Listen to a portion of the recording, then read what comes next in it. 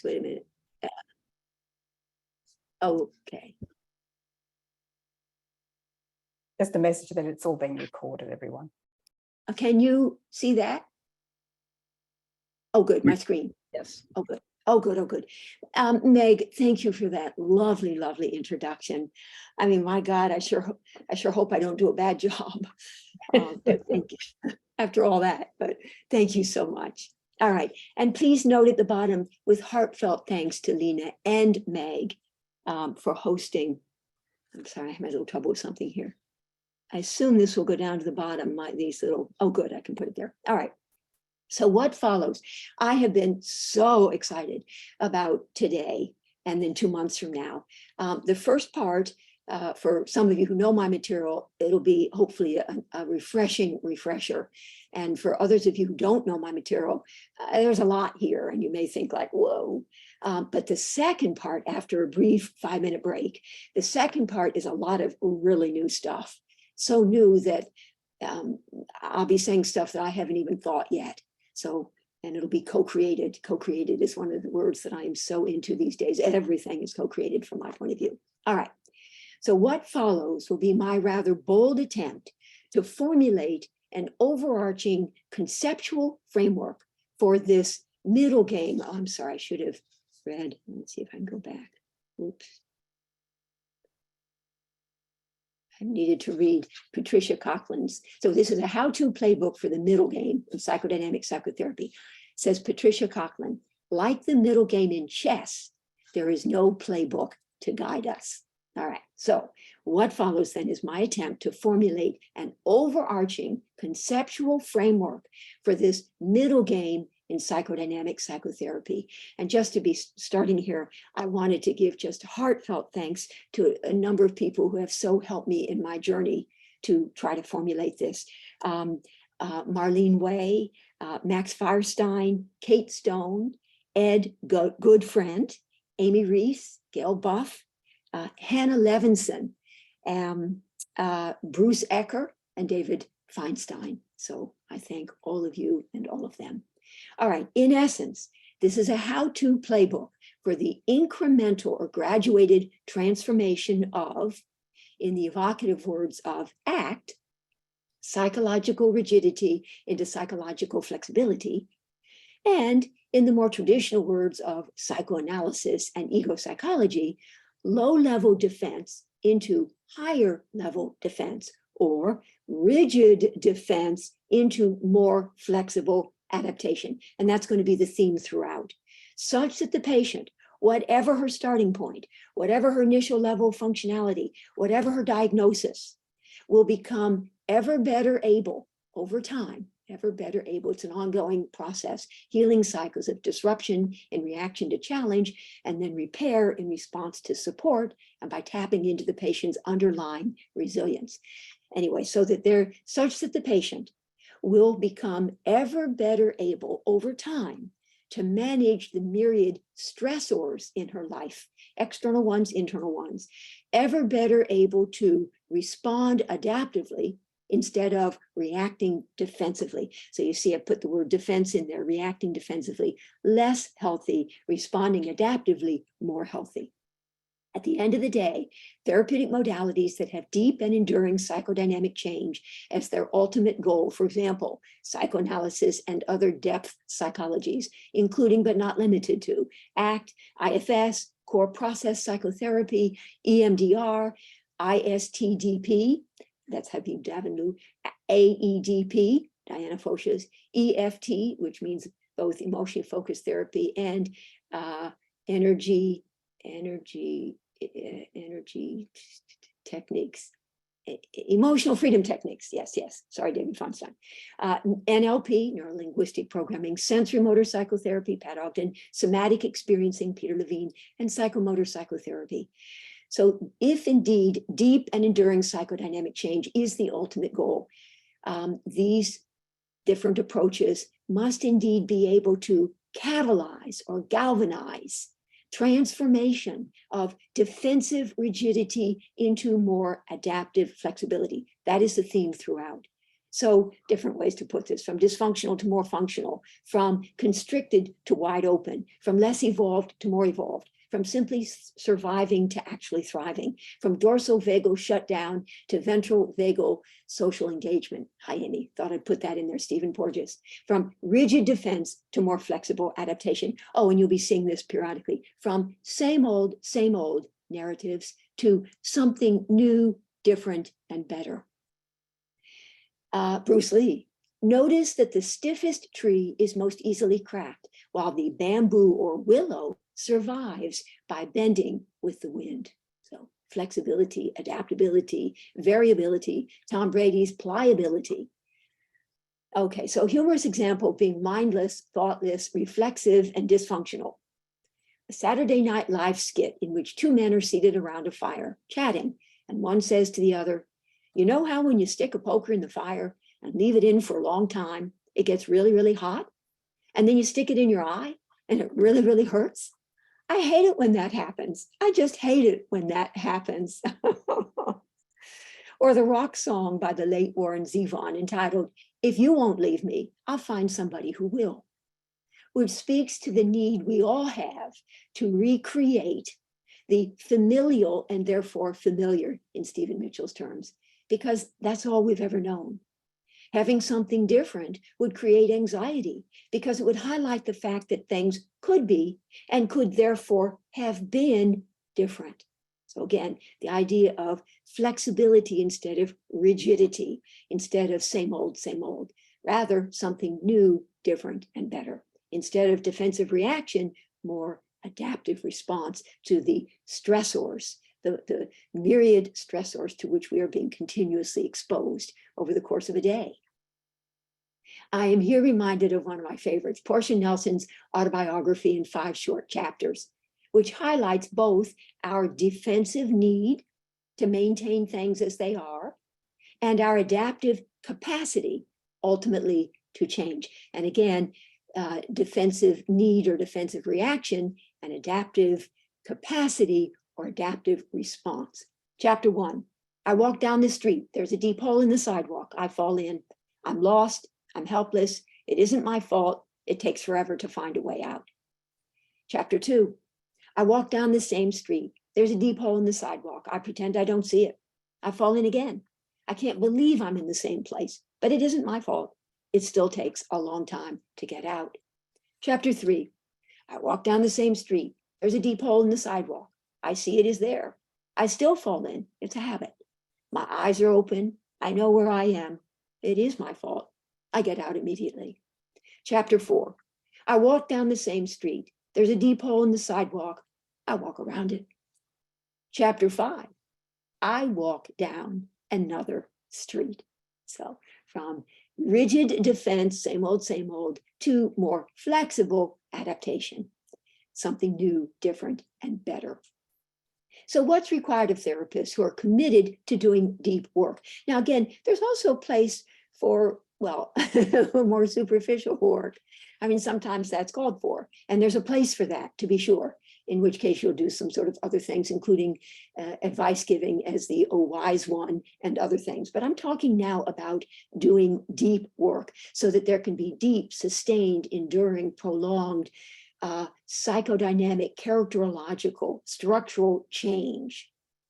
Okay, so what's required?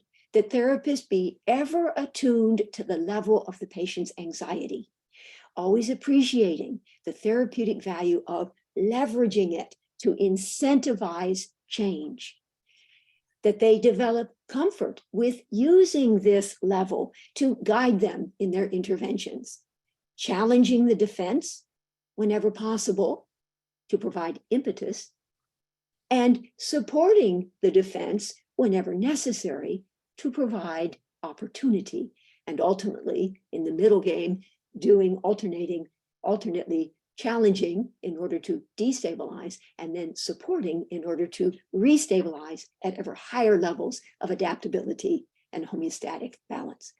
All right, but when we are, and hello, Hannah, I'm so glad you're with us here, Hannah Levinson. All right, so when we're alternately challenging and supporting, we are thereby in the middle game creating a mismatch experience for the patient. All right, we'll say much more about that over time.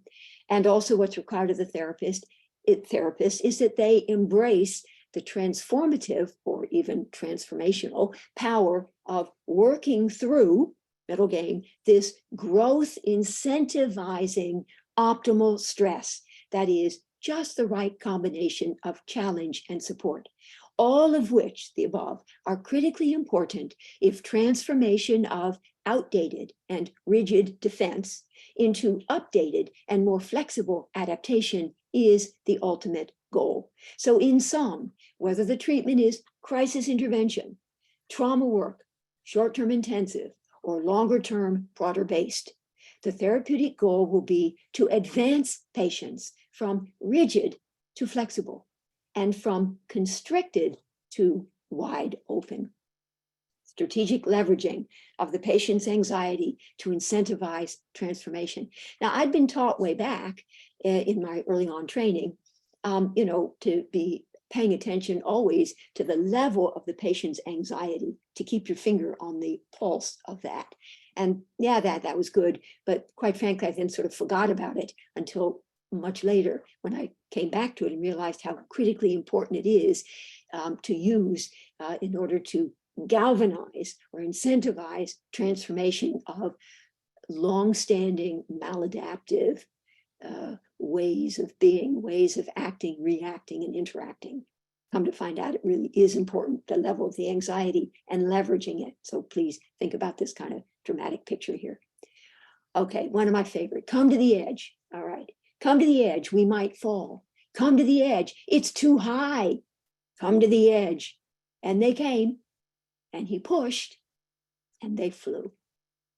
An evocative poem by Christopher Logue captures the essence of our capacity, the patient's capacity, to adapt to stress when push comes to shove. And so my whole perspective, I call it my psychodynamic synergy paradigm, I'll be saying much more about that, has to do with a profound respect for the underlying resilience that everybody has, and yes, our patients too, all of us have, the wisdom of the body, the intrinsic capacity to adapt to optimal stress, and the underlying resilience and adaptability of the system. What if I fall? Oh, but my darling, what if you fly?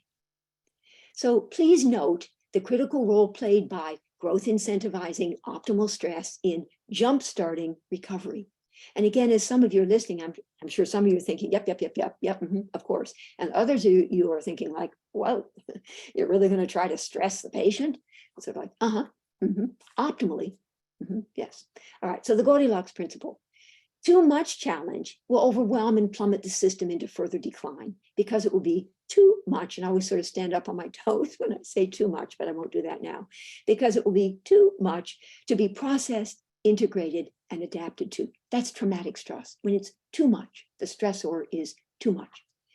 Too little challenge will offer too little impetus and opportunity for transformation and growth, serving instead simply to reinforce the dysfunctional status quo. And in my October course that I teach through the William James College, the people in that course taught me and reinforced the idea that if we just simply offer very little challenge, we run the risk of simply reinforcing the dysfunctional status quo, unwittingly reinforcing it.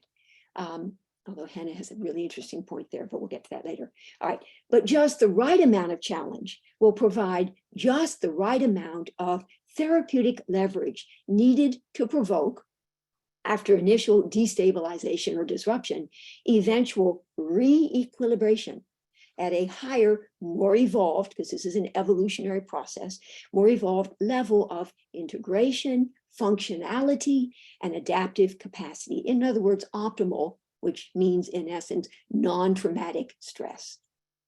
So Goldilocks principle, too hot, too cold, just right. All right, now please note, I do not limit defenses to the well-known and more traditional ones. At one end of the continuum, low-level defenses, for example, regression, repression, projection, intellectualization, etc. And at the other end, higher level or more mature defenses that are more adaptive and more socially acceptable. For example, sublimation, humor, altruism, humility, and positive identifications. Rather, I define defenses more broadly as speaking to any of the self-protective mechanisms that we mobilize when made anxious in the face of stressors. At one end of the continuum, what happens reflexively, knee-jerk, mindlessly, reflexively, when we are confronted with stressors that overwhelm us with anxiety, to which I refer as low-level defenses or rigid defenses. Same old, same old. At the other end, what happens more reflectively, not reflexively, but now more reflectively, when we are confronted with stressors that we are more easily able to take in our stride, to which I refer as higher level defenses or more flexible adaptations. So at one end of the continuum, defensive reactions, at the other end, adaptive responses. Either we, made anxious, react to stressors by defending, defensive reaction, or we, more resilient, respond to stressors by adapting, adaptive response. And you'll discover that I think in terms of moment by moment. It's not sort of like the person is somebody who's ever busy defensively reacting, or they're able adaptively to respond. It's moment by moment how they handle, how they manage the impact of the stressor coming their way. All right. Life is not about, paraphrasing that a bit, defensively waiting for the storm to pass, but about adaptively learning to dance in the rain. Okay, we cannot avoid suffering, but we can choose how we cope with it, find meaning in it, and move forward with renewed purpose. So people think that apparently that Viktor Frankl wrote this, said this. Apparently he didn't, but it's as if he did, and he could have anyway. So the existential psychiatrist Viktor Frankl. Between stimulus and response is a space. In that space is our power to choose our response. In our response lies our growth and our freedom. And I think of that sort of more as between stimulus and what then follows is a space. And in that space, as this applies to the clinical situation, in that space is our power either, and Kate Stone helped me to understand something about extending this space, either to react defensively by wallowing in our despair and abnegating responsibility for our lives, or to respond adaptively by acknowledging that despite our despair, from this point forward, the meaning we make of our lives is entirely up to us. Not only do we have the freedom to create that meaning, but we also have the responsibility to do so. It has been suggested that 10% of what happens to us is life, but 90% is how we react or respond to it. Sartre, freedom is what you do with what's been done to you. With it being understood that the relationship between defense and adaptation, yes, is a yin-yang relationship. These self-protective mechanisms are complementary, not opposing forces. For example, light cannot exist without shadow. Furthermore, all defenses have an adaptive component, just as all adaptations serve a defensive function. Nonetheless, and more generally, although defenses might once have been necessary for the patient to survive, as defenses become updated to adaptations, the patient becomes better able to thrive. The therapeutic action in a treatment where the ultimate goal is deep change is indeed designed to transform merely surviving into actually thriving. Beautiful quote by Maya Angelou. My mission in life is not merely to survive, but to thrive, and to do so with some passion, some compassion, some humor, and some style. Okay, Now, just as we can burn a field of grass in order to stimulate it to grow back greener, healthier, and more lush than before, that's what this section is about. We can do that. In essence, we're going to be talking about controlled damage to the body in order to jumpstart or trigger healing. And I'm actually going to be suggesting that we will be, in a thoughtful, careful way, superimposing an acute injury on top of a chronic one. And that's what's going to trigger or jumpstart healing. And again, some of you are like, oh my God, we can't be injuring our patients. Or, well, an optimal injury, an optimal challenge, an optimal stress may be destabilized and then restabilized at ever higher levels of adaptability, ongoing iterative healing cycles of disruption, repair, disruption, repair. And that's the middle game. All right. In the physiological realm, superimposing an acute physical injury on top of a chronic one is sometimes exactly what the body needs in order to heal. Controlled damage to provoke healing. Just some examples. I love these, so I'll read some of them.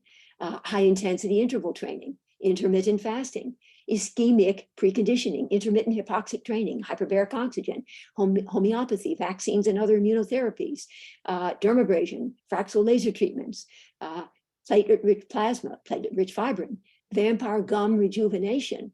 Not that you need to know this, but I'm going to have some of that done by my holistic dentist. That was probably TMI, but whatever. Botox, stem cell facelifts, ECT, TMS, defibrillation of the heart, pulse wave therapies, acupuncture, acupressure, cupping, red light therapy, infrared saunas, cryotherapy, brain teasers, and mental exercises. When the body is optimally challenged, no matter how compromised it might be in its functionality, adaptive recovery will be triggered because of the body's innate resilience. All right, so here's some sort of fun examples. Therapeutic use of optimal stress to provoke recovery. Did you know that depriving yourself of half a night's sleep once a week, preferably the second half of the night, for example, from 3 to 7 a.m., can produce a rapid, even if short-lived, restabilization of mood and recovering from depression? The stress of interrupting normal sleep patterns may, the thought is, resynchronize disturbed circadian rhythms. Intermittent fasting, a 36-hour water fast. I do this periodically once a week. For example, from after dinner on Monday evening, say 9 p.m., to before breakfast on Wednesday morning, 9 a.m., can so significantly reduce the total body burden, the optimal stress of that mental clarity and focus can be improved dramatically and a sense of overall well-being restored. Intermittent fasting is also associated with increased levels of BDNF, brain-derived neurotrophic factor, depleted levels of which are thought to be associated with depression. Interestingly, the only type of calorie restriction diet that will not slow down your metabolism is intermittent fasting. Okay, and this is just fun. I'll read it real quick. More specifically, optimal challenge of the brain will sharpen mental acuity, decelerate cognitive decline, and combat the effects of aging on the brain. I think about this one all the time as I'm getting older and older. Just as athletes can improve their physical fitness by optimally challenging their bodies with physical exercise, so too all of us can improve our brain fitness by optimally challenging our minds with brain teasers, mathematical puzzles, word games, crossword puzzles, Sudoku, logic problems, memory challenges. Any mental exercise requiring deliberate and concentrated effort, active repetition, focused attention, meditation, reflection, juggling is a really good one. I tried to do that for a while, but didn't work so well. Or learning, I was throwing these little balls all over the place and it just too much effort to sort of pick them up all the time. Or learning any new skill or new language will promote mental agility and forestall the inexorable decline in mental capacity as we age. In addition to puzzles and games, our brains will be stimulated when we're exposed to situations that are new, unusual, different, novel, or unexpected. And I want you to be thinking about the creation of mismatch experiences where you juxtapose two things, old, bad, new, good, middle game, psychodynamic psychotherapy. So when our daily routines are disrupted, or when we combine two senses, a form of cross-training for the brain, like simultaneously listening to music and smelling flowers and really appreciating them, or watching a sunset and tapping our fingers. I should do that when I'm walking along the beach down here. So just kind of be tapping my fingers while I'm watching the sunset. I will do that. Or this one's a killer, printing with one hand while cursive writing with the other. And you can just feel that you're like, well, either exhausting yourself and you have to go take a nap, or that you're really sort of expanding your capabilities. All right, so by the same token, in the psychological realm, the therapeutic provision of growth incentivizing optimal stress is necessary if deep and sustained psychodynamic change is the ultimate goal of treatment. More specifically, optimally stressful therapeutic interventions are specifically designed to generate internal tension by alternately challenging to destabilize, and then supporting to restabilize the defense, precipitating disruption with the challenge in order to trigger or jumpstart repair with the support in the form of this optimally stressful psychotherapeutic intervention. I'll be sharing a few of those with you today. I shared other times, and I did that in some of the readings that I sent you. I've given you some examples. Are specifically designed to generate, yes, thereby creating this internal dissonance will be done repeatedly as part of the working through process. More specifically, challenging the patient's rigid defenses against a backdrop of empathic resonance, in the words of Tanya Singer, will create homeostatic imbalance, a state of disequilibrium that cannot, however, be tolerated by the system for long, prompting restoration of equilibrium, that is, re-equilibration, but each time at a healthier level. These are the iterative healing cycles, each time at a healthier level of homeostasis and adaptive capacity, a level ever more evolved because of the synergy between the therapist's external support in the form of the optimally stressful intervention that does also support, the synergy of that and the patient's internal reserves, her underlying resilience, her innate striving towards health, her intrinsic capacity to adapt to optimal stress, or in the words of Walter Buchanan, the wisdom of her body. So you don't just come back to where you were, you evolve, you advance to ever higher levels. That's the point. And down to here, fall down 7 times, stand up 8. But I guess stand up a little taller each time, I guess would be implied. So the net result of these iterations will be the generation of ongoing healing cycles of disruption and repair, destabilization and restabilization, but each time at ever higher levels of adaptability, flexibility, variability. And heart rate variability is a good thing. You want to have it. You don't want to have lub dub, lub dub, lub dub as your heart rate, the beat, so monotonic. Rather, you want it lub dub, lub dub, lub dub, lub dub. There's variability and adaptability in that, which is what we want, such that psychological rigidity will eventually become transformed into flexibility. All right. We might therefore say of psychodynamic or psychoanalytic psychotherapy that it offers the following. Psychodynamic psychotherapy affords the patient both impetus and opportunity, albeit belatedly after the fact, to master traumatic experiences that had once been overwhelming, i.e., too much, and therefore defended against, but that can now, with enough support from the therapist, and by tapping into the patient's underlying resilience and intrinsic, inborn, innate, inherent capacity to adapt to stress, be revisited. This is the working through middle game, revisited, reprocessed, and reframed, such that growth impeding defenses once necessary for survival, can be gradually transformed into growth promoting adaptations, stronger at the broken places. Hemingway, the world breaks everyone, and afterward, many are strong at the broken places. What doesn't kill you makes you stronger. They say that what people who know me know that I love the minions, and I have a number of minions. I keep them here at my house. There's Stuart and his brother Stuart, and actually they're on the very last slide, Stuart and his brother Stuart. Anyway, they say that what doesn't kill you makes you stronger. But if that's the case, then I'll be expecting my superpowers any day now.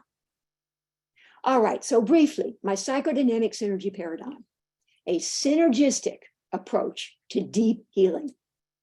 5 different approaches to galvanizing transformation of psychological rigidity into psychological flexibility. Psychodynamic approaches that involve, whether directly or indirectly, superimposing an acute injury on top of a chronic one. I mean, our patients come to us with chronic injuries, same old stuff they've been doing for a very long time, that on some level is serving them, there's benefit, but on some level is costing them. All right, superimposing acute injury on top of chronic one to jumpstart recovery. Okay, here we go. You don't need to be knowing all this, but I want to just, for some of you, sort of, yep, we know that. And for others of you, huh? All right, but 5 interdependent and mutually enhancing modes of therapeutic action. All right, model 1, enhancement of knowledge within. And that's the interpretive perspective of classical psychoanalysis. Model 2, provision of experience for. Notice the prepositions. I like symmetry, but you probably figured that out by now.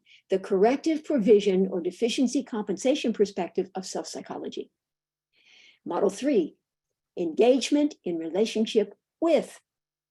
The intersubjective perspective of contemporary relational theory. And one of my books called Modes of Therapeutic Action, enhancement of knowledge, provision of experience, and engagement in relationship, won an award from Jason Aronson. And I have now been asked to do an updated version of it, edition of it, and I'm excited about that. So all the mistakes that I'd made those almost 25 years ago now, I'm just going to discreetly sort of fix them a little bit, and hopefully people will forget about that first book and they'll read the revised edition. All right, but model 4, since then, I keep adding a model for every decade. And so in the 70s, it was classical psychoanalytic. In the 80s, it was self-psychological and other deficit models. In the 90s, it was contemporary relational theory. Of course, do the math, and then you know how old I am. At model 4 here, nurturing of surrender to, this is that decade from 2000 to 2010, whatever you call that, an existential humanistic approach to mending brokenness, thank you, Gina, and easing existential angst. And model 5, so that was that decade. In model 5, envisioning of possibilities beyond, that was the teens, 2010 to 2020, a quantum neuroscientific approach to overcoming neural entrenchment and analysis paralysis. And recently, when I presented some of these ideas on a Zoom, literally people made me, but then everything's co-created, made me admit that I've been thinking about my model 6. I haven't included it here because I have this whole decade, 2020 to 2030 to work on it, but it's a holistic, that one will be, let's see, model 5 will be facilitating of flow of information and energy throughout. And I know there's someone on the call here with flow state psychology, so I hope you'll like that one. So model 6 is facilitation of flow of information and energy throughout the extracellular matrix, or the divine matrix, or what I call the mind-body matrix. Anyway, let's not worry about that. All right, so we have knowledge, experience, relationship, surrender, and possibilities. We have within, we have for, we have with, we have to, we have beyond. Whew, okay, just when you finally got this. All right, if you think about the first 4, come to find out, this is a care, C, cognitive, A, affective, R, relational, E, existential, approach to deep healing. Did I get lucky or what? So a cognitive, affective, relational, existential approach to deep healing. The only problem is, of course, it's not going to include my model 5 because, care, C, and then holistic, H. So I have to figure out something for that. And then, of course, model 7, and let's hope I keep living, will be my spiritual, from something to awakening. But whatever, that's way beyond me. I'm not evolved enough yet to get to that, but that'll happen. All right, now notice this is a moment by moment something. Model 1 focuses in a little bit more on structural conflict, right? Classical psychoanalytic. Model 2, structural deficit. It's self-psychology.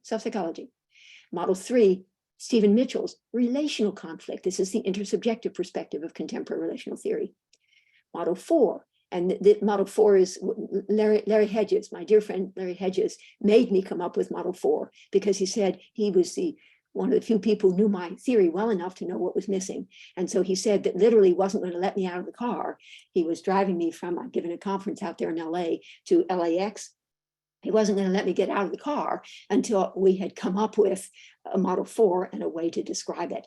So with that kind of almost traumatic stress, but optimal stress, we did indeed come up with something. So model 4, an existential humanistic approach, is relational deficit, and model 5, constructivist. So this is about old bad narratives and new good narratives, and a quantum neuroscientific approach. It's about neural entrenchment. All right, but notice the N words.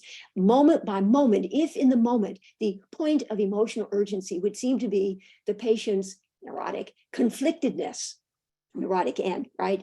Model 2, narcissistic vulnerability. Though again, we all have all of these. These are interdependent, mutually enhancing. It's not like somebody, oh, well, they're model 1. Oh, well, they're model 2. So it's not really DSM, oriented. Not really, just moment by moment. We could say neurotic conflictedness. Model 2, narcissistic vulnerability, narcissistic woundedness, perhaps even narcissistic entitlement. Model 3, noxious relatedness. So when they're ever busy playing out unmastered early on relational traumas on the stage of their life and in the treatment. Noxious relatedness and sort of alienating and putting people off. Model 4, non-relatedness, affective non-relatedness. Arne Modell talks about that, non-relatedness. And model 5, non-actualization, because you had analysis paralysis, so it's non-actualization. So those are the N words. Okay, now, optimally stressful interventions, middle game. Conflict statements, disillusionment statements, and again, I'll present a lot more of these when you come back 2 months from now, which I hope you will. All right, conflict statements, disillusionment statements to facilitate grieving. So conflict statements, it's more interpretive, cognitive, whatever. Model 2, disillusionment statements to facilitate grieving, more affective. Model 3, accountability statements for the person who has the noxious relatedness, and to facilitate accountability on the parts of both therapist and patient. Model 4, and forgive me, I call them patients. I hope that's okay. It means client, but I call them patients. I hope that's okay. All right, model 4, facilitation statements. You might say to somebody, a part of you is desperate to be seen, known, understood, but another part of you is terrified of being found. So you're juxtaposing there. Anyway, facilitation statement, optimally stressful. All right, envisioning of possibilities beyond, okay, good. Quantum disentanglement statements. All right, so those are the different kinds of optimally stressful interventions that you could use if there's neurotic conflictedness, model 1, narcissistic vulnerability, model 2, a noxious relatedness, model 3, non-relatedness, model 4, and non-actualization, model 5. Moment by moment, as you sit with the patient, what you sense is the point of emotional urgency. Okay, now the various statements. Oh, okay, now this is important slide here. Will facilitate, the various statements will facilitate, again, from defense to adaptation, from resistance to awareness, okay, classical psychoanalytic. I could have said resistance to insight, but I don't want to say that, right? Because insight starts with the letter I, and I needed to start with the letter A. So the defenses you will see in all 5 models start with the letter R, and the adaptations start with the letter A.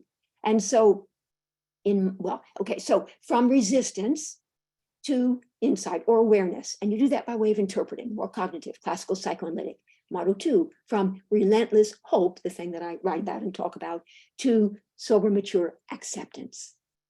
Model and grieving. Grieving will be the optimal stressor, the middle game, the means by which you facilitate advancement of the patient from relentless refusal to confront and confront and grieve the reality of the object's limitations, separateness, and immutability by way of grieving, cycling through the grieving, ultimately to sober, mature acceptance. So grieving is the cutting edge of the therapeutic work that needs to be done in those moments. So model 1, interpreting, more cognitive. Model 2, grieving, more affective. Model 3, negotiating, at the Darlene Ehrenberg's intimate edge in their relationship, the here and now engagement, from compulsive and unwitting reenactment, there's your word, the patient, of unmastered early on relational traumas, to accountability. And parenthetically in model 3, where it's really an intersubjective perspective and there's mutuality of impact and co-creation of everything, of course, it will mean accountability on the part of the therapist as well, who might well have started the whole thing, to which the patient then is reacting in the form of some kind of reenactment. So in model 3, it's sort of like, takes the 2 to tango, the 2 to create, we think projective identification, the 2 to sort of create the situation, mutual impasse, Paul Russell's crunch situation, and then ultimately the 2 to wend their way out of what has become transference, countertransference, entanglement, with contributions from both. Model 4, from relational absence to authentic presence. And so we got the R word, and we got the A word. And now you see why Larry Hedges had to kind of keep me in the car for quite some time, because we're kind of struggling. We actually sort of thought retreat, that works. Retreat, that's the defense, right? Schizoid retreat, but retreat, relational absence to authentic presence or accessibility or availability. All right.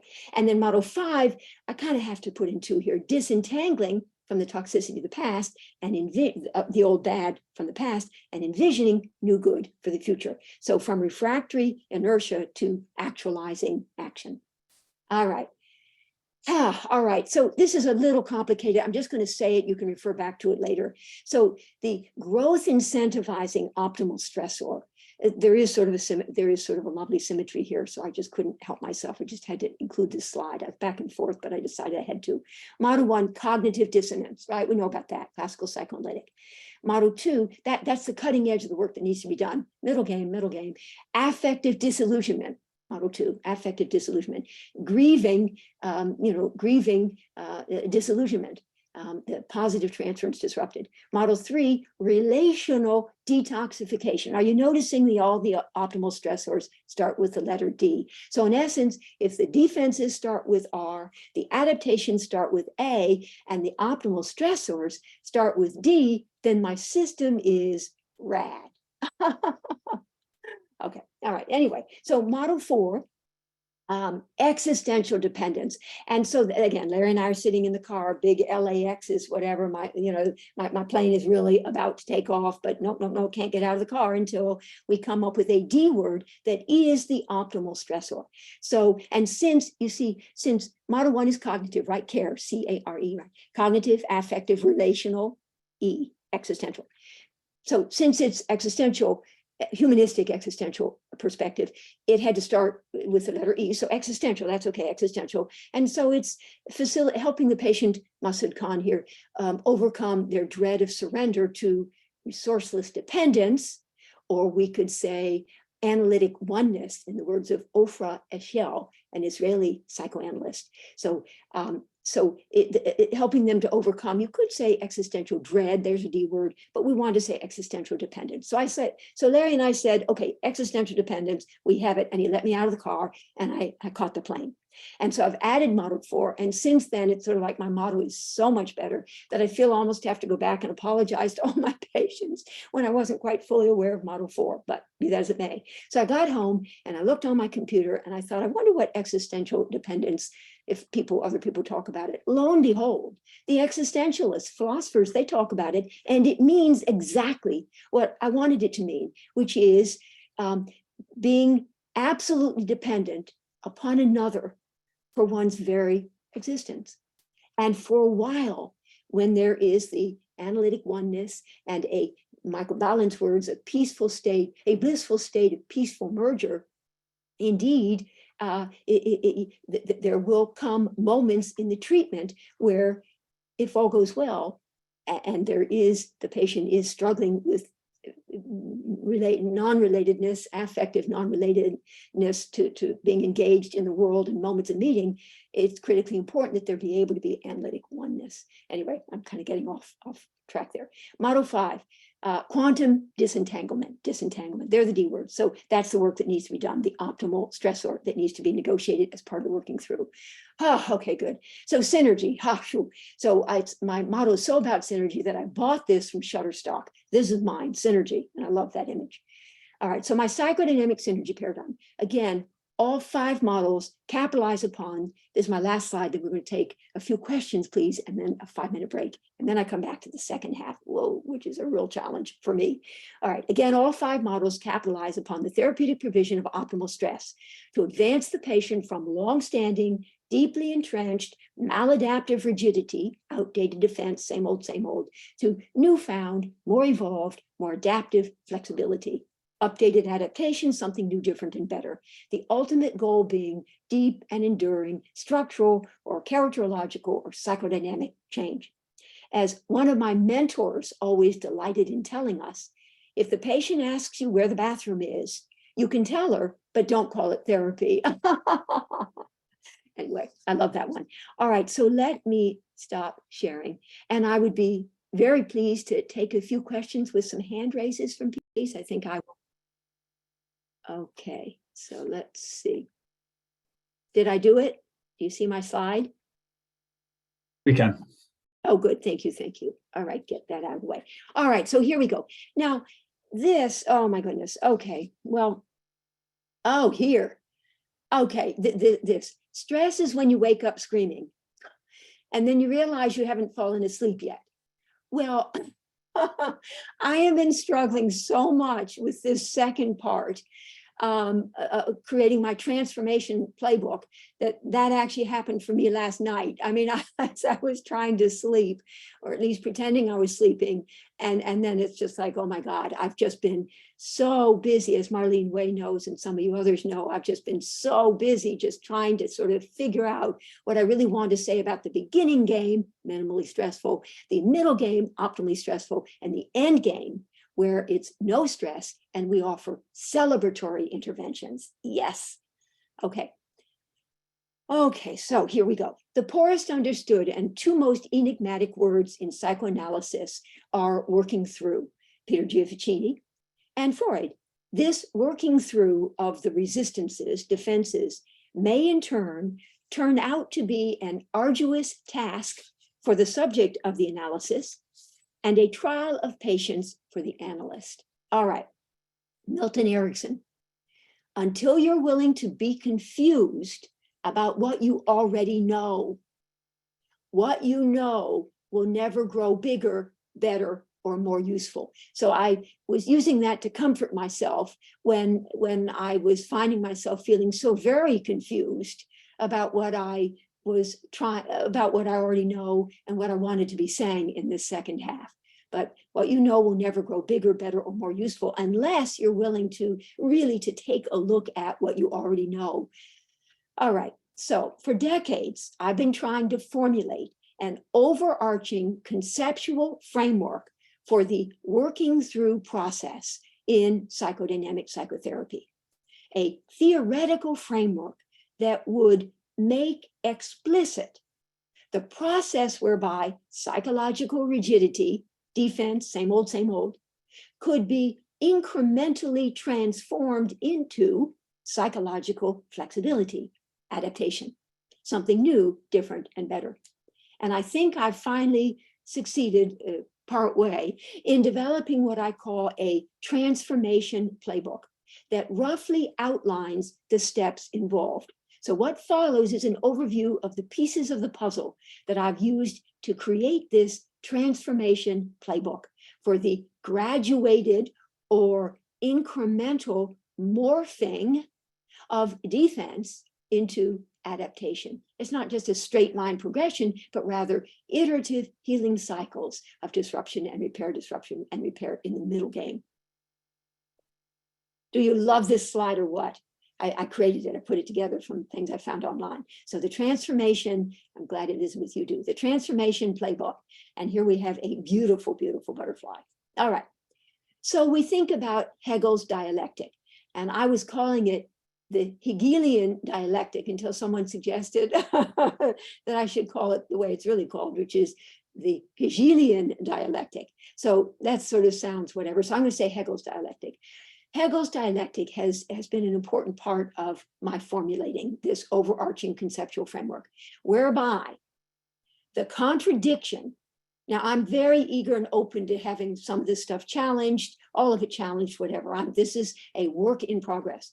So Hegel's dialectic, whereby Thomas Ogden writes about dialectical stuff, as do others. But anyway, Hegel did, whereby the contradiction between a proposition, the thesis, and its negation, the antithesis, is resolved by advancing to a higher level of truth, synthesis. So that's Hegel's dialectic. Now, in psychodynamic psychotherapy, this synthesis, basically an adaptive reconciling of two seemingly irreconcilable entities, typo, will be the result of working through this synthesis, an adaptive reconciliation of two contradictory somethings, thesis and antithesis, will be the result of working through an optimally stressful, growth incentivizing mismatch experience, a violation of expectation, if you will, or a prediction error, created by the therapist's repeated juxtaposition. Now we're doing something. The therapist's repeated juxtaposition of thesis and antithesis. So first you're going to need to define or locate or identify the thesis and the antithesis, which you're going to do in the beginning game. But then with your interventions, you are going to repeatedly juxtapose thesis and antithesis. That is, and this is where I'm saying this, but I'm really willing to have this slightly reframed by you all if you'd like me to. So juxtaposition of the anxiety assuaging benefit of the defense and its anxiety provoking cost. Yeah, okay, I'm saying that. I do want to say that. So the juxtaposition of benefit and cost, because all defenses are ambivalently, so this big fancy word psychoanalysts use, ambivalently cathected, meaning ambivalently invested with libidinal energy to the extent that they satisfy, they benefit, there's an upside, and aggressively cathected or aggressively invested to the extent that they frustrate and cause pain. All right, with an eye to generating enough, so you're juxtaposing thesis and antithesis, with an eye to generating, in the middle game, enough internal tension that the stress and strain of this dissonance, this growth incentivizing mismatch experience, middle game, will provide the therapeutic leverage needed for the patient gradually to relinquish the tenacity of her attachment to the defense. Think of, reminiscent of Freud's adhesiveness of the id, with both aggressive and libidinal energies. All right, so enough dissonance that this mismatch experience will provide the therapeutic leverage needed for the patient gradually, it's an incremental morphing, to relinquish the tenacity of her attachment to the defense, the thing they've been doing, in Stephen Mitchell's words, the familial and therefore familiar, what's comfortable, the modus operandi, the thing they've been doing their whole lives. The tenacity of her attachment to the maladaptive old bad defense in favor of a more acceptable compromise position, an adaptive solution, an adaptive resolution. It's not sort of like, this is it, but it's better. So one that will be only somewhat costly, because there'll still be some cost. It's always a compromise, and at least, I don't know if it's and at least or but at least good enough, even if not always the ideal result.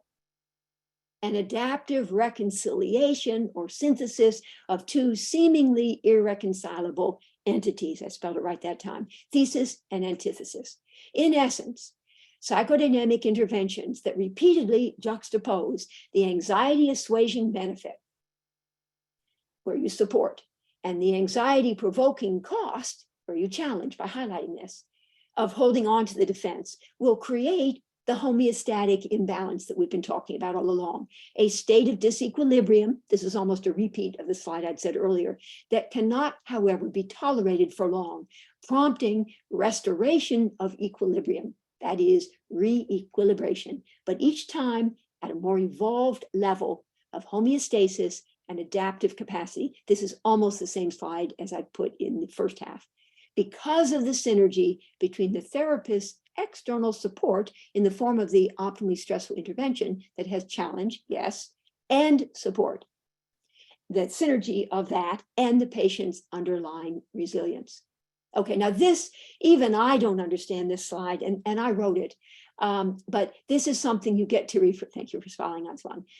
You get to look, refer back to this when and if and ever you ever want to, but it's about, it's the overview, advancing from defense to adaptation by working through optimally stressful, growth incentivizing mismatch experiences created in the middle game, created by the juxtaposition of these two seemingly irreconcilable entities. That is the benefit of the defense, how it serves them, and the cost of the defense, the price they pay. So I'm not going to get model one, the experience as you are helping them to evolve from resistance to awareness. You're interpreting by juxtaposing gain and pain to create the mismatch experience of cognitive dissonance. And basically gain, what was once ego syntonic, becomes pain, ego dystonic. For those of us who trained a long time ago, we used to call it that. Ego syntonic is where it's a little bit kind of not so good. I was going to say a bad word, but I don't want that bleeped out. It's sort of like not so good, but it works for the patient. So it's secondary gain. It's sort of like, that works for me. I'm sorry. Yes, initially there is gain for them, it's ego syntonic, and we want it to become more ego dystonic such that they'll be more better able to relinquish it. Model two, from relentless hope to acceptance, grieving becomes relevant here, relentless hope, by juxtaposing good and bad, illusion and disillusionment, creating the mismatch experience of affective disillusionment, grieving that. Illusion become disillusionment. Model three, from reenactment to accountability, this is about negotiating at Darlene Ehrenberg's intimate edge. And from reenactment, by juxtaposing bad and good, because we're talking now about often projective identification, to create the mismatch experience of relational detoxification, bad or distorted sense of the therapist as being some version of your old dad, to now a slightly modified something that's not nearly as bad as one had imagined that object, the therapist, would be. You don't have to understand this, but I just kind of want to give you an overview here. Model four, from relational absence to authentic presence, nurture relational absence, analytic oneness, by juxtaposing lost and found, hidden and seen, to create the mismatch experience of existential dependence, lost become found, hidden become seen. Even I don't quite understand that, but whatever. Model five, from refractory inertia to action and actualization of potential. Deconsolidate, unlock refractory inertia, destabilize it by juxtaposing old bad narrative and new good narrative, or same old narrative and something new, different, and better, to create the mismatch experience of quantum disentanglement, whereby you're trying to disentangle the patient from the toxicity of her past in order to free her up to move forward into the present. Old bad become new good, same old become something new, different, and better. I just want you to kind of get a sense of the overarching conceptual framework for what you're really trying to do. All right, so Hegel's dialectic would have it, so getting a little simpler now. would have it that the process of change always involves the synthesis of two contradictory, mismatched, and seemingly irreconcilable forces, thesis and antithesis. My addition is working through contradictions, change, synthesis. And I believe you get there by way of the middle game. So the beginning game will be identifying thesis and antithesis, and the end game, for the moment, will be synthesis. Working through is the way you get from beginning to end. That's the process of change. However, the synthesis usually then becomes a new thesis. This is an evolutionary process, along with a new correlative antithesis. And the process, the fractal pattern, thank you, Marlene Way, for this, will start all over again. Fractal signifies the repetition of similar patterns throughout. Version 1, version 2, version 3, etc. So here's the dialectic working through. Synthesis becomes the new thesis. So here we have an upward spiral. I love it. I found this online. I added the words working through. Thesis, antithesis, working that through to a synthesis, which becomes then the new thesis, working it through by way of the antithesis to synthesis, etc., etc. Ultimately from defense to adaptation. So whether directly or indirectly, and whether explicitly or implicitly, I would like to suggest that growth incentivizing psychodynamic interventions will juxtapose anxiety assuaging thesis and anxiety provoking antithesis in order to arrive at a synthesis, a compromised position. Again, repeated juxtaposition of benefit and cost, alternately stabilizing and destabilizing the defense. Back and forth, back and forth, back and forth, will create the growth incentivizing therapeutic leverage, such that in order to resolve the internal tension between mismatched thesis and antithesis, and thereby restore the homeostatic balance, same old will ultimately morph into something new, different, and better. When I let go of what I am, I become what I might be. Lao Tzu. I don't pronounce that right, but you know what I mean.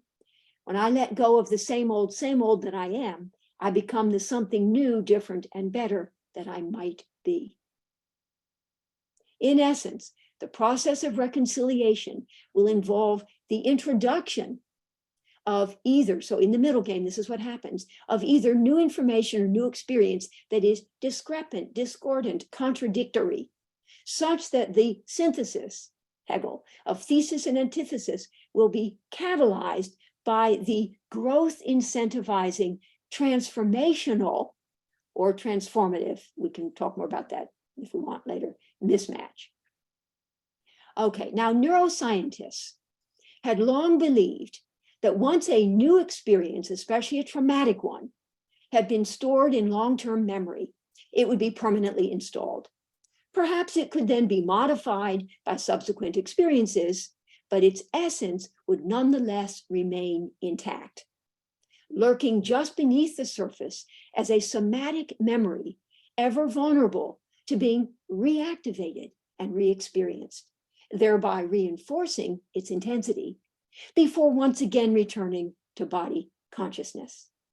This was very much in keeping with Hebb's postulate, advanced in 1949 by the neuropsychologist Donald Hebb.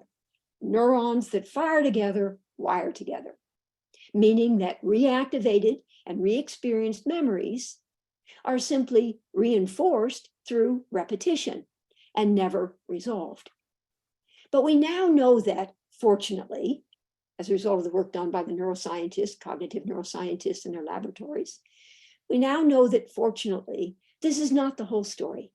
Were this to be the case, then we would certainly be doing our patients a grave disservice were we to be ever busy inviting them in the treatment to revisit and re-experience their early on traumas, without then offering them as an alternative something new, different, and compellingly better.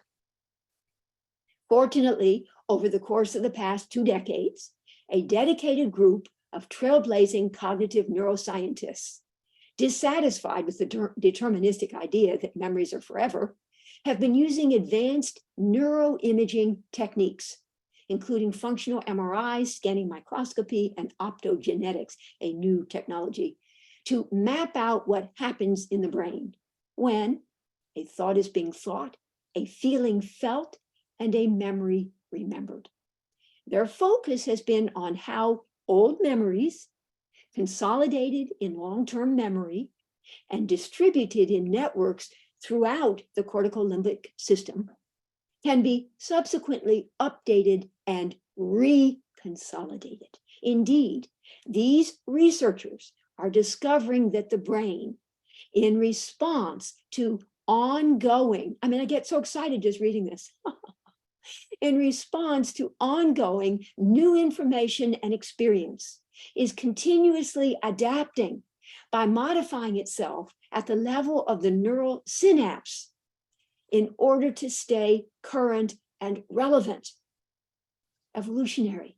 This learning process involving both, the neuroscientists in our labs have discovered, the destruction of old neural networks and the construction of new ones, speaks to the adaptive capacity of the brain and the dynamic nature of memory.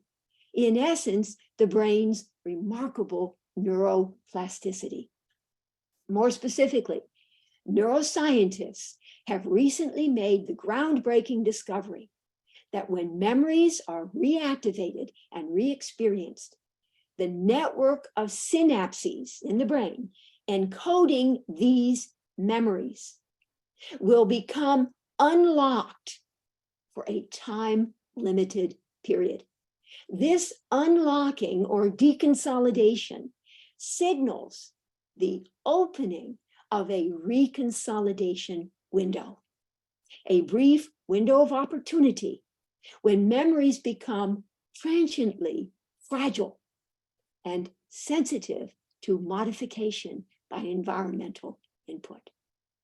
Both this dedicated group of cognitive neuroscientists who study memory reconsolidation in their laboratories and the similarly impassioned group spearheaded by Bruce Ecker and David Feinstein of neuroscientifically inclined clinicians who study it in their offices agree that 4 to 5 to 6 hours is the critical time frame for the destabilized synapses encoding the old bad traumatic memories to remain malleable and therefore vulnerable to updating by new information and experience, such that these synapses can be rewired under the right circumstances and the traumatic memories they encode reprogrammed. Oh. So I used an ascending spiral staircase. I found this online. This is perfection.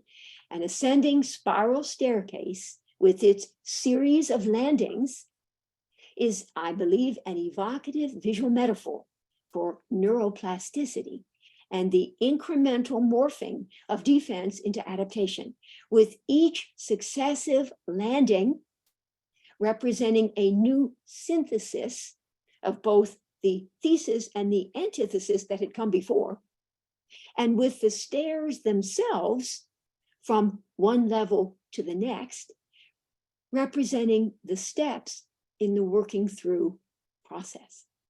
All right, I hope you like that picture and get that. Thank you, thank you, thank you. Yes, thank you, Elizabeth and others. Okay, so now we go. The beginning game, a landing. It could be the ground or it could, because fractals. Okay, so the beginning game, a landing. Now, let me say, again, this would be here, as we're thinking about thesis and antithesis, which we are, we're thinking about teasing out. So we use minimally stressful interventions. We'll talk more about them in 2 months. Minimally stressful interventions that will tease out the defense and gently, and the defenses could be resistance, relentless hope, reenactment, relational absence, refractory inertia, or any other kind of defense. Any other kind of defense where the person, is made so anxious that they react defensively rather than responding adaptively. So any defense at all, but those are the ones we're familiar with and we've named in our 5 models. So the use of, in the beginning game, a landing, on the landing, minimally stressful interventions that will tease out gently, just minimal anxiety. We're not doing any juxtaposing, no mismatch experiences. We're not creating any problems here yet. That will tease out the defense and gently highlight both the anxiety assuaging benefit, the thesis, and the anxiety provoking cost, but just ever so gently, the antithesis of holding on to it. In essence, the players are being identified for this playbook, transformation playbook.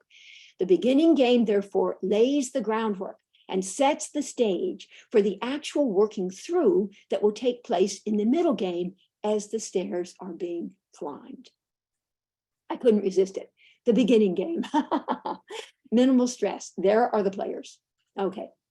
And okay, Lena, I just love your facial expression. If that's the expression you have when you talk with your patients are lucky, lucky people. All right. The middle game, the stairs between landings. This is the heart of the working through process, and just kind of threw in there interpreting, grieving, negotiating, at the intimate edge, surrendering, and disentangling, envisioning. Okay, but whatever. Now we use optimally stressful interventions that will offer both impetus and opportunity for transformation and growth by alternately challenging the defense to destabilize it, and then supporting the defense to restabilize it, juxtaposing both cost, antithesis, and benefit, thesis, all done with an eye to introducing a mismatch experience. So you put the parts together. The patient might not have done that. So they're the players, they're just kind of rumbling around. They know they're gaining a lot of weight. I'm going to give a few examples in a moment. They know they love to eat. They also know that they hate how fat they've become, but they haven't really kind of put that together. We nicely, but in the middle game, we might well end up putting those together a little bit nicely in the middle game. All done with an eye to introducing a mismatch experience. We call it violation of expectation, prediction error, homeostatic imbalance, disequilibrium, destabilizing anxiety, growth incentivizing dissonance, therapeutic leverage, whatever. But it's a mismatch experience such that the system will be forced to re-equilibrate in order to resolve the internal tension and restore homeostatic balance. The thing I always sort of think of when I say this is, let's say there's a really, really little girl, like a really little girl, and she has a little dress on and little panties underneath, and the wind blows up her dress. It's just to restore the balance, she puts the dress down, just to kind of get it back right. So, and we just don't tolerate periods of dishomeostasis and imbalance for extended periods of time. We sort of, are wanting to press for some kind of reconciliation. And again, by the synergy of the good stuff from the outside, the environmental provision, and our underlying innate, inherent capacity to adapt to stress, that will enable us to reconstitute, reconsolidate, restabilize at ever higher levels. All right, so the system will be forced to re-equilibrate in order to resolve the internal tension and restore homeostatic balance, and in order to get from one step to the next. Not yet on the landing, by the way. Every successive restabilization, as each step between landings on the spiral staircase is being climbed, because cycles. We didn't get quite yet to this sort of adaptive resolution. We're still just kind of working it. Every successive restabilization representing an ever higher level of adaptability because of the working through that is being done. The middle game, optimal stress. All right, the end game, the next higher landing before you start it all over again. And of course, those are the adaptations or en route to the adaptations, en route. Awareness, acceptance, accountability, authentic presence, actualizing action. Now we use, and people don't tend to talk about this in the literature, and we should. Some of my patients know that I actually even sometimes just stand up and applaud. Celebratory interventions. that will offer no stress whatsoever. Rather, they will serve to reinforce and celebrate the newfound reconciliation of the two seemingly irreconcilable entities: adaptation, synthesis, compromise position, adaptive resolution. Reminiscent of Freud's horse and rider, as a result of working through the mismatch experience, the defensive reaction of needing to rein the horse in will have become incrementally transformed into an adaptive response of being able to give the horse free rein, from conflict, in essence, to collaboration. So you don't get rid of what had been, you tease out aspects of it. You still have the horse, said Freud, and you still have the rider, but where before they'd been in conflict, the horse untamed and the rider inexperienced, the id untamed, unmodulated, the ego inexperienced and made anxious, prompted thereby to mobilize a defense, to put a lid on the id, rein the horse in. As a result of the working through, that will tame the horse and make its energies more manageable and strengthen the capacity, reinforce the capacity of the rider, such that the now tamer energy provided by the horse can be channeled. Freud called that sublimation, can be channeled into more worthwhile pursuits and constructive channels, such that horse and rider can ride off into the sunset, no longer in conflict, but in collaboration. So again, the adaptation is a compromised position. You're not getting rid of stuff that had come before, but you're modifying it on some level. All right, the end game, no stress. There you go, the king, the end. So the working through process, which makes possible the ascent by way of the stairs from one landing to the next higher one, will involve this ever-evolving, my eyes on the time, we will have time for Q&A, so be thinking of your Q&As, please, your Qs, I'll think of my As. Anyway, will involve these ever-evolving iterations. So the working through process, these ever-evolving iterations, repetitions producing, that's what iteration means, successively closer approximations to the ultimate synthesis. So from the beginning game of minimal stress and the teasing out of each new thesis and its correlative antithesis, you support the defense in essence. Now, you could say join the defense, and I go back and forth between, well, you join the defense, but for the symmetry, I want to say support the defense. In other words, you don't challenge it. So you empathically listen and tease it out. Terry Real talks about sort of naming sort of painful and difficult truths, but you don't challenge them. You name them, you get them said with these minimally stressful interventions. You're getting named the players. And in essence, supporting is close enough. I'm going to support you. Support the patient. Through the middle game of optimal stress and the ongoing generation of mismatch tension between thesis and antithesis, you challenge and then support the defense, and you keep doing it repeatedly. And it is in this middle game that the actual working through takes place, but the stage was set in the beginning game. To the end game of no stress and the celebration of a temporary synthesis of thesis and antithesis, support the adaptation. Support the adaptation, a détente of sorts, a ceasefire, if you will, until the evolutionary cycle starts all over again. Okay, some of you know this one, it's on shampoo bottles. Wash, rinse, and repeat. All right, provide minimal stress, provide optimal stress, and repeat. I love that one. All right, so we could also think of the incremental morphing, remember the transformation playbook and that beautiful butterfly. The incremental morphing of a caterpillar into a butterfly is another visual metaphor for the evolutionary process, whereby unevolved defense gradually morphs into more evolved adaptation. Just when the caterpillar thought the world was over, she became a butterfly. And thanks to Hannah Levinson, thank you, Hannah, for this. And the day came when the risk to remain tight in a bud was more painful than the risk it took to blossom, Aeneas Nin. All right, now, kind of a few little examples, and then I'm stopping, and we'll have time for Q&A. So, for example, the thesis, very simply put, the patient has a very special relationship with her dad. a very, very special relationship with her dad.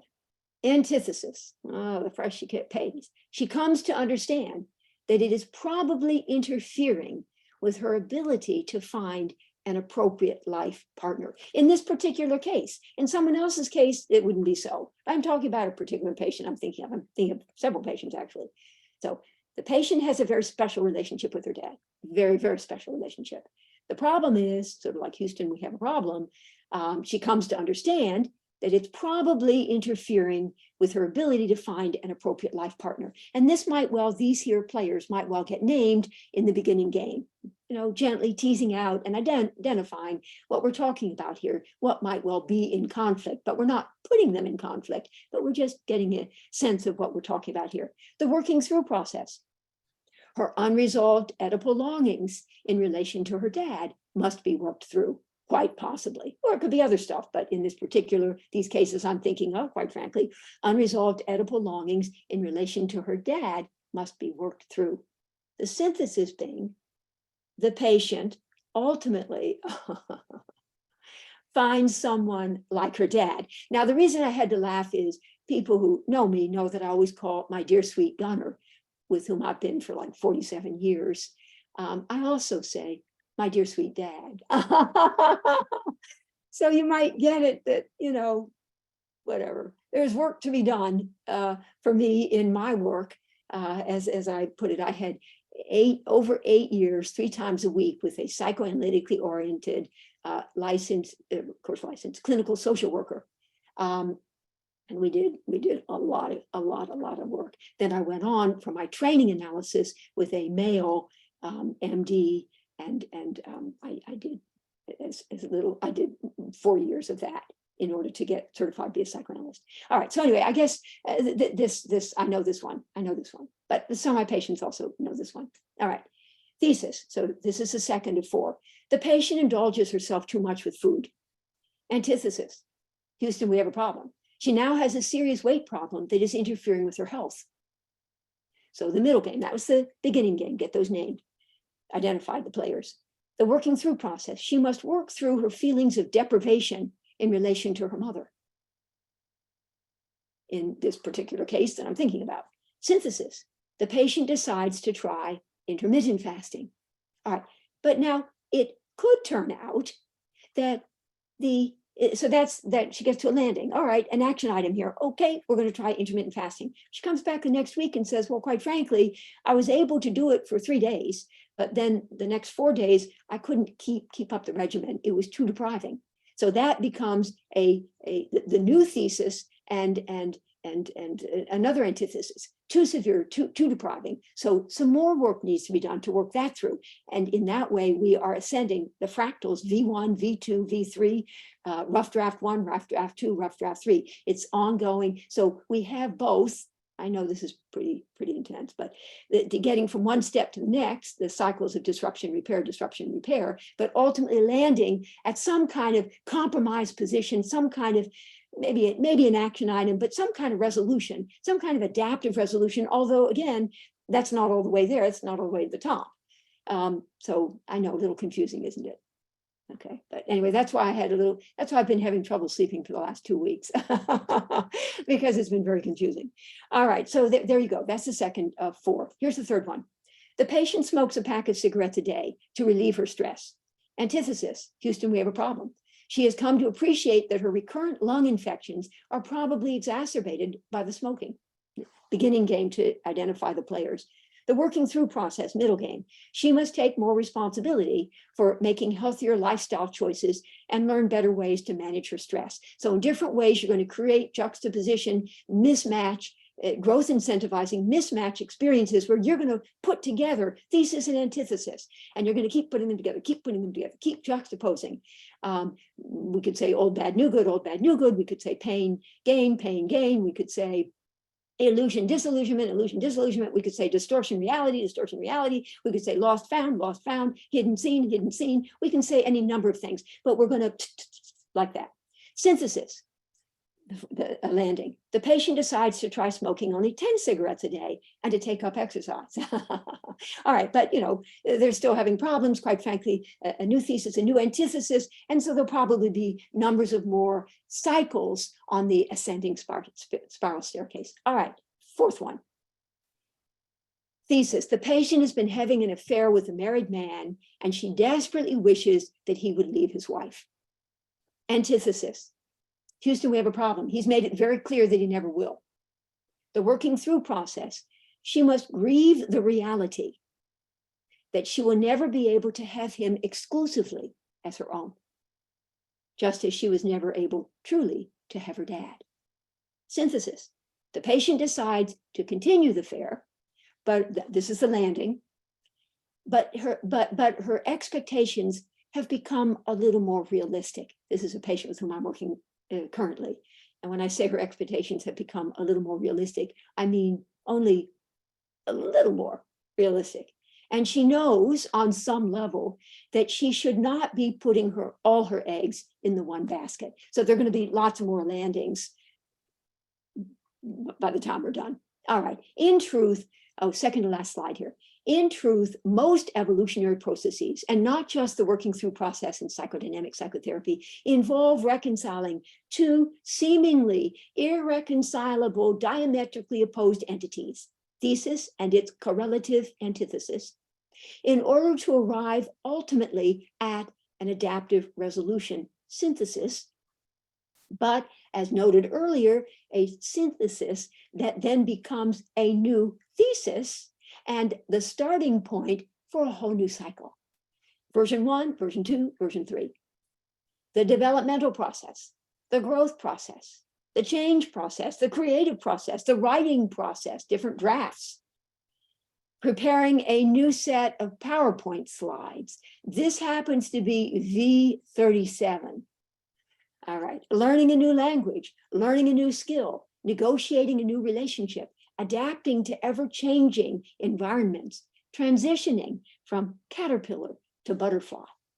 Evolution is responsible for both the remarkable similarities that we see across all life forms and their breathtaking diversity. My very last slide, starting at the bottom actually, as for example, the creative process. Using dialectic to strengthen ideas. So the idea, so you're writing something, creating something. Idea thesis is systematically challenged. Antithesis, Houston, we have a problem. Incorporating this feedback creates a new thesis, synthesis, and the thesis draws ever closer to the truth with every iteration. And if you're writing a paper, or if you're evolving through anything, learning a new language, negotiating a relationship, it's all an evolutionary process that will involve ongoing cycles of destabilization and then restabilization in response to the mismatch experience created by juxtaposition of thesis and antithesis, cost and benefit. All right, creative process. All right, end of seminar 1. Thank you so much for your support of the Ukrainian psychotherapists. We will hope to see you again in April for seminar 2, because there are things I did not tell you this time, and you'll have to come back 2 months from now. Thank you, Elizabeth. You have to come back 2 months from now in order to find out some more things here. There. They didn't want to be left out. That's Stuart and his brother Stuart. And they're over there, and they're listening, and they said this was okay. If you'd like to be on my mailing list, please email me at and my website is. And then I have lots of references. All right, I'm done. So I am very eager to hear from people, and very open and flexible as opposed to rigid.